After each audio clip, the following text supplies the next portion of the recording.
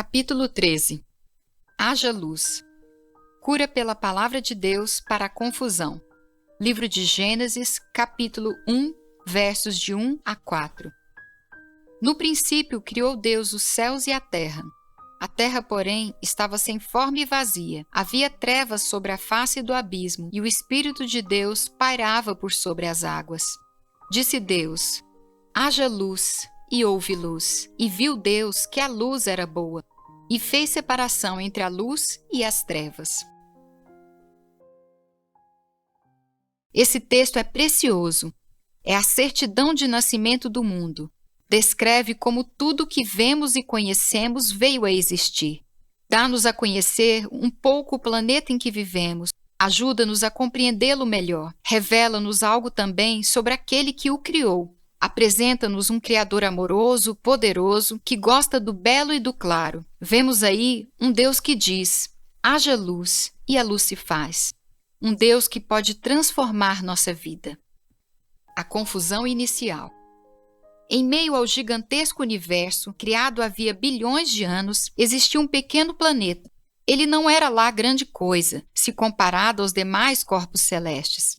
Era minúsculo, feio, escuro, desarrumado, sem forma nem ordem. Era também vazio, sem vida, porque as condições de sua superfície não permitiam ali a sobrevivência de qualquer organismo. A terra, porém, estava sem forma e vazia. Havia trevas sobre a face do abismo. Diz-nos o Senhor, única testemunha ocular daquele momento. A condição da terra é descrita em Gênesis como sendo sem forma e vazia. Tohu vavohu. Tohu e vohu, desolação e vacuidade, são palavras da língua hebraica que descrevem o estado deste planeta. Tohu indica que ele ainda não recebera uma configuração. Era como um pedaço de argila disforme, ao qual o artista ainda não estendera as mãos. Vorro significa que ainda não havia nada na terra, que ela era desabitada, que não abrigava vida. A situação do mundo era de esterilidade e caos. A geologia procura traçar o quadro das condições que prevaleciam na terra nos primórdios de sua história. Descreve-o como uma inóspita bola de lavas borbulhantes e incandescentes, sacudida por gigantescas erupções vulcânicas e por ensurdecedoras explosões. Nenhuma luz chegava à sua superfície, porque se encontrava encoberta por vapores, envolta em densas nuvens de gases em altíssima temperatura. Quase todos eles tóxicos e venenosos. Era um planetóide varrido por violentas tempestades elétricas, bombardeado por raios cósmicos mortais e por constantes chuvas de meteoros em virtude da ausência de uma atmosfera protetora. Ninguém daria nada por aquele lugar. Ali só havia trevas, sem forma, vazia, mergulhada nas trevas. Veja bem, estamos falando da Terra, mas bem poderíamos, com essas palavras, estar descrevendo a alma de muitas pessoas. Observamos que muitas vidas são assim, sem forma, desorientadas, confusas, desnorteadas, vazias, sem alegria, realização ou significado. Em trevas, sem enxergar o amor de Deus e a solução para os problemas passados, presentes e futuros. Certa vez recebi um telefonema de alguém pedindo-me que fosse visitar uma jovem. Sua família estava desesperada porque ela havia tentado o suicídio. Tomaram um monte de remédios. Quando cheguei ali e conversei com ela, pude perceber que sua vida se achava completamente desestruturada. Após sofrer uma série de decepções, ela se sentia perdida. Não sabia o que fazer, via-se também vazia. Sua vida não fazia sentido. Continuar vivendo para quê? A falta de orientação e significado tornavam sua existência insuportável. O que pude fazer naquele momento foi devolver-lhe um pouco de luz, uma luz pequena e muitas vezes ignorada e desprezada pelas pessoas, mas importantíssima, sem a qual ninguém consegue viver. Você já se sentiu assim? Parece-lhe que sua vida ainda está imersa na confusão inicial, na escuridão profunda, no caos primitivo? Isso é surpreendente, mas a Terra pode ser um retrato fiel do estado do nosso espírito. É como se trouxéssemos em nossa história a história do nosso planeta. Como se a ontogênese, desenvolvimento do indivíduo, desde a concepção até a maturidade, reproduzisse a cosmogênese, o processo de origem e desenvolvimento do universo. E precisamos de Deus para colocar ordem nisso tudo, para tirar-nos dessa confusão, dessa desordem, dessa esterilidade, para dar-nos luz. A atenção do Espírito. E o Espírito de Deus pairava por sobre as águas, diz o texto bíblico no verso 2. O Espírito movia-se sobre aquela massa disforme e tumultuada, envolvendo-a com seu poder. Algo ali o atraiu. Nesse verso, podemos perceber o amor, o interesse, a atenção do Criador pela terra. Sabia que poderia transformá-la e tirá-la daquela confusão, pois conhecia o seu potencial. O Espírito postava-se sobre a terra como uma ave sobre o seu ninho, amorosamente gerando vida. A matéria sozinha conseguia produzir apenas desolação e caos. Nas mãos do Senhor, no entanto, poderia tornar-se um mundo de variedade, equilíbrio e harmonia surpreendentes. Deus amou a terra e o ama também, amigo. Ainda que você esteja mergulhado na confusão, na desordem, no vazio e nas trevas. Ainda que ninguém, nem mesmo você, dê nada pela sua vida e que ninguém acredite que haja uma saída para você, Deus o ama como é. O Criador interessa-se por você pelo que é. Além disso, Ele conhece o seu ilimitado potencial e quer ajudá-lo a desenvolvê-lo. O Espírito de Deus presta atenção em você, Ele se move em você. O mesmo Espírito intercede por nós sobremaneira com gemidos inexprimíveis, garante a palavra de Deus em Romanos capítulo 8, verso 26. É por isso que o Espírito Santo está aqui agora com você, como estava lá, envolvente no princípio de tudo. Deus quer criar uma nova vida nesse coração arrasado, uma existência cheia de beleza, diversidade e luz. O fato de nos sentirmos desorientados e confusos, com tudo desordenado, geralmente provoca uma sensação de grande angústia e ansiedade. Gostamos de ver as coisas muito bem ordenadas, certinhas, previsíveis, tudo no seu lugar, preto no branco. Quando isso não acontece, desesperamo-nos. Mas a desordem nas mãos de Deus pode vir a ser uma grande oportunidade de mudança. As mudanças ocorrem com mais facilidade nessas horas do que quando nos encontramos organizados, arrumados, cristalizados, estruturados, inflexíveis. A desordem pode ser um bom sinal, pode representar o fim da linha, a falência de um determinado estilo de vida que não está sendo agradável nem a Deus, nem a nós. Nesse sentido, ela é extremamente positiva. É sinal de mudança e para melhor. Só depende de nós. Estarmos confusos e aflitos pode ser indício de que já não sabemos fazer as coisas do nosso jeito. Decidamos, então, fazê-las à maneira de Deus.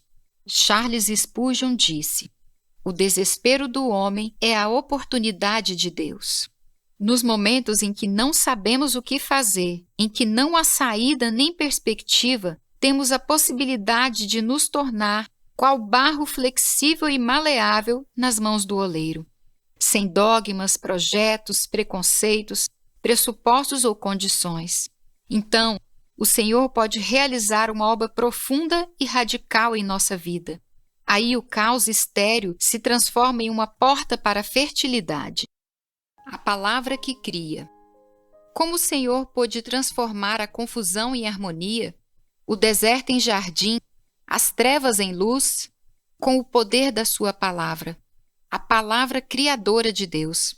Foi através dela que ele transformou aquela terra arrasada num Éden, num paraíso, num mundo de campinas, cachoeiras, pássaros, rios, praias, animais, flores, peixes, cores, vento, ar. E a palavra dele pode criar maravilhas variadas e inimagináveis em nossa vida também. A Bíblia informa que o Espírito já havia pairado sobre a face das águas. O Senhor já havia demonstrado o seu interesse por aquele lugar, já o havia envolvido com o seu poder. Ele estava realmente decidido. faria daquele planeta sem forma e vazio um lugar belo e abençoado. Então, simplesmente falou: haja luz, e houve luz. Verso 3. Bastou uma palavra do Senhor e a luz raiou, ofuscou, invadiu, prevaleceu, espalhou-se, dominou, transformou. Bastou a palavra. Deus tem uma palavra de cura para todo o coração confuso, uma palavra que põe fim ao caos, que coloca tudo nos seus devidos lugares, que reorienta, redireciona, ilumina e liberta. Deus tem uma palavra para o coração de todos os homens. Essa palavra é Cristo. Refletindo sobre as origens do universo, o evangelista João escreve: no princípio era o Verbo, e o Verbo estava com Deus, e o Verbo era Deus. Ele estava no princípio com Deus, todas as coisas foram feitas por intermédio dele, e sem ele nada do que foi feito se fez. Evangelho de João, capítulo 1, versos de 1 a 3. O termo aqui traduzido como verbo é logos, que em grego significa palavra. Não um vocábulo, mas uma linguagem que transmite uma ideia, uma mensagem. Jesus é o Logos de Deus, ele é a palavra encarnada de Deus.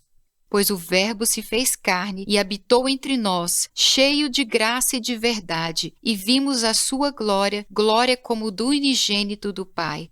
João, capítulo 1, verso 14. Através dele, Deus fala da maneira mais pessoal, mais íntima, mais poderosa e mais clara que pode existir. O autor de Hebreus declara: havendo Deus outrora falado, muitas vezes e de muitas maneiras, aos pais, pelos profetas, nesses últimos dias nos falou pelo Filho, a quem constituiu herdeiro de todas as coisas, pelo qual também fez o universo. Hebreus, capítulo 1, versos 1 e 2. Foi Jesus quem deu luz à terra, e é Ele quem pode trazer luz à nossa vida. John Wesley, o fundador do metodismo, nasceu num lar anglicano e desde cedo revelou forte inclinação religiosa. Desejoso de agradar a Deus, ele chegou a criar em sua universidade um clube santo, formado por pessoas que buscavam a perfeição cristã e a justificação pela sua retidão e boas obras. No entanto, por mais santo que tentasse ser, Wesley nunca se achava suficientemente bom para merecer um lugar no céu. Vivia sem certeza de salvação. Isso o deixava muito angustiado. Concluiu que para encontrar a paz interior e a certeza de salvação, deveria sacrificar-se ainda mais por Deus. Deixou a Inglaterra e foi para a Geórgia, nos Estados Unidos, para ser missionário entre os índios. Mas nem mesmo isso lhe trouxe a estabilidade emocional e espiritual que ele procurava. Um dia, quando voltava para sua terra, o navio em que viajava foi apanhado por uma terrível tempestade. Wesley, que tinha um imenso medo de morrer, ficou apavorado. Foi então que encontrou no convés um grupo de irmãos moravianos, missionários do norte da Europa, cantando louvores com grande animação. "O que vocês estão fazendo? Não sabem que o navio pode afundar a qualquer momento?" perguntou John Wesley. "Sim, não é maravilhoso? Se isso acontecer, logo estaremos no céu com Jesus." "Glória a Deus!" responderam todos eles. E continuaram a cantar. Wesley retirou-se transtornado. Como eles podem ter tanta certeza? Ele pensava. Que eles podem ter feito para Deus que eu ainda não tenha feito? Por que eles têm essa paz e eu não? O navio chegou são e salvo à Inglaterra. Mas o contato com aqueles cristãos deixou o missionário imerso em grande confusão. Suas convicções religiosas, tão profundas e arraigadas, estavam em xeque. Ele passou a questionar os valores e dogmas sobre os quais havia estruturado a sua vida. Até que numa noite, numa reunião de um grupo morável, John Wesley ouviu a leitura de um sermão de Martinho Lutero, baseado no texto de Romanos: "O justo viverá pela fé." Nesse momento, a palavra de Deus entrou em sua mente e espírito e dissipou as suas dúvidas, reorientou as suas crenças. Houve luz. Ele sentiu um calor muito grande e, reconhecendo que jamais poderia salvar-se por seus próprios méritos, recebeu Jesus como seu único e suficiente Salvador. Iniciou-se assim uma fase completamente nova em sua vida e ministério. Repleto de paz e entusiasmo, ele passou a percorrer a Inglaterra, a Escócia, o país de Gales e a Irlanda, pregando a justificação, não pelas obras, mas pela fé em Cristo. Milhares de pessoas foram salvas. O resultado foi um avivamento cujas influências até hoje, passados 2 séculos, fazem-se sentir nos lugares mais variados do mundo. E John Wesley passou à história como um dos maiores vultos do cristianismo. Palavra de Deus, ouvida em um momento de incerteza e confusão, reorientou a vida daquele homem, dando-lhe uma nova configuração. Jesus colocou as coisas nos seus devidos lugares, deu-lhe luz. Jesus Cristo quer trazer luz à sua vida, quer colocar ordem, firmar, preencher. Ele vai iluminar seu passado, seu presente e seu futuro e colocá-lo sob nova perspectiva. Ele veio ao mundo como palavra de Deus para livrar-nos de uma existência sombria e de uma eternidade de trevas. A Bíblia Sagrada diz que tão logo a luz tomou conta do planeta Terra, viu Deus que a luz era boa. Verso 4. O resultado da conjugação entre a confusão inicial, a atenção do Espírito e a palavra criadora conseguiu agradar até mesmo ao rigoroso controle de qualidade divino. O texto diz também que ele fez separação entre a luz e as trevas. Essa separação permanece até hoje. Basta o sol raiar ou uma lâmpada acender-se, quando a luz chega, a escuridão tem de sair. A melhor maneira de afastar as trevas é acender uma luz, e a de acabar com as trevas na sua vida é deixar Jesus entrar. Como Deus criou o mundo, quer fazer o mesmo conosco. Quer tornar-nos novas criaturas, acabar com a confusão, criar nova vida, trazer luz. Por isso, o Espírito geme, o Pai espera e o Filho veio ao mundo. A palavra encarnada de Deus promove uma reorientação em nossa vida, uma reavaliação de nossas crenças e valores e uma renovação do nosso entendimento. E o resultado final, por sua vez, não será estático, apenas apontará uma nova direção onde muitas outras bênçãos ainda vão chegar. A sua vida pode ser totalmente restaurada, reconfigurada, recriada pelo poder de Deus. E assim, se alguém está em Cristo, é nova criatura. As coisas antigas já passaram, eis que se fizeram novas. 2 Coríntios 5, verso 17.